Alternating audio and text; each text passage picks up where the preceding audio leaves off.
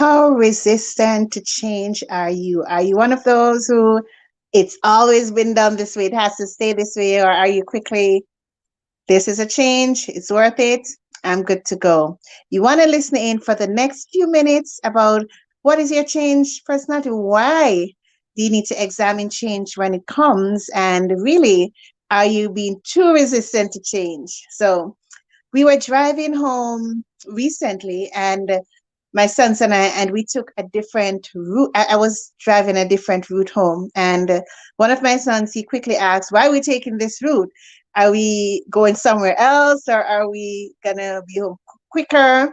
What is the real reason for taking this route home?" And I really didn't have a clear cut answer, to be honest. I just was like, sometimes we drive different routes home. I like to change up the routes for just different reasons that we just take a different route home. So it led me to think, how resistant are you at times to change? Because you might have a certain way of doing something, or it's a certain process. It's always been done this way. It seems to be working for you. However, there might just be a better way to do it. So, are you open to that when suggestions come from your team members or even consultants? Do you think this is how it's always been, it's working, we don't need to consider a change?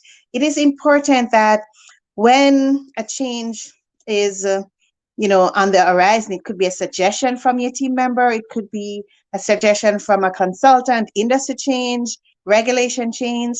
Some changes we don't even have control over. However, the ones that we have control over, it's important to ask why the change is being suggested. What are the benefits, the pros and cons? That's okay to ask. However, in asking those questions, bear in mind that it's okay to be open, right? There are different ways of doing things, better ways. We learn from each other. So do bear that in mind before you decide to resist that change. And also, there's some changes that are outside of our control, regulatory changes. It might not be that easy to say, okay, you know, this tax rate is going up by this percentage. You might not have a lot of control over there unless it's, a group of business owners pressuring the government, all that. But however, if you have changes that are really outside of your power, the next thing to do is to think about, how can we make this change work for our business, our company? What is it that we need to do to switch, to change, to, okay, adopt this change, embrace this change, so it really, does help our company. We do the best in adapting this change. It could be price changes, systems changes, safety changes, depending on what the regulations are saying. So, how resistant to change are you?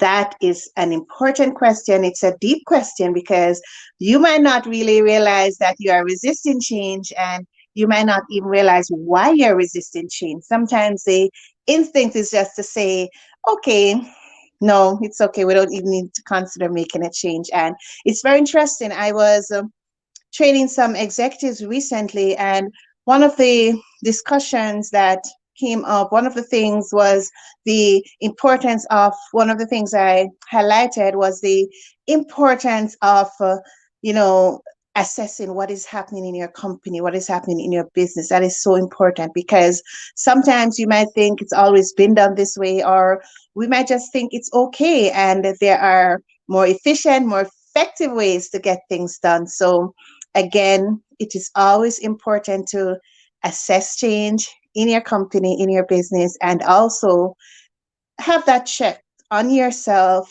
on your team, your leadership team, other team members as a whole.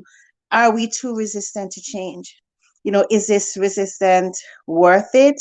Is it something that we need to really discuss more? And that's okay, because change can be hard, right? Depending on the level of change, what is happening, and why, change can really be hard, right? And in certain organizations, it can be very intense.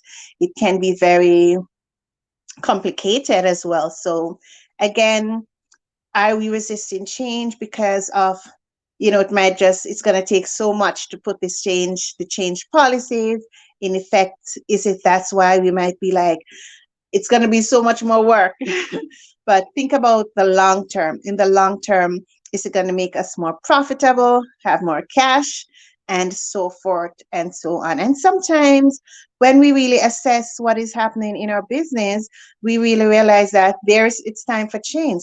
There's time for change in certain practices, like in my gap assessment, that a free tool I have, assessing what is happening in your business, that you get to go through, asking yourself key questions about your company or business to really see where the gaps are. That gap assessment, right? It does help. So if it's a case where you are not even sure how strong financially, health wise your business, your company is, and you want to use this tool, this gap analysis, this gap assessment, you can send me a message and I'll definitely send it over to you. It's a free resource. You get to understand what are the gaps in your business, what's going right, what's going wrong, and then you can now decide, what's the next step from there. So that's our little talk for today.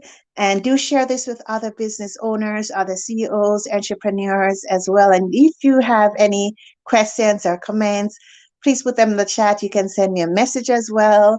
And do remember to share this broadcast as well. It's important that we keep other business owners in the loop. Support is so important. And also, you can send me a text. It's 888-521-4206. So again, if you do want that gap analysis or assessment, you can just probably input in the comment gap and I'll get it over to you. So until then, signing off, guys. Bye.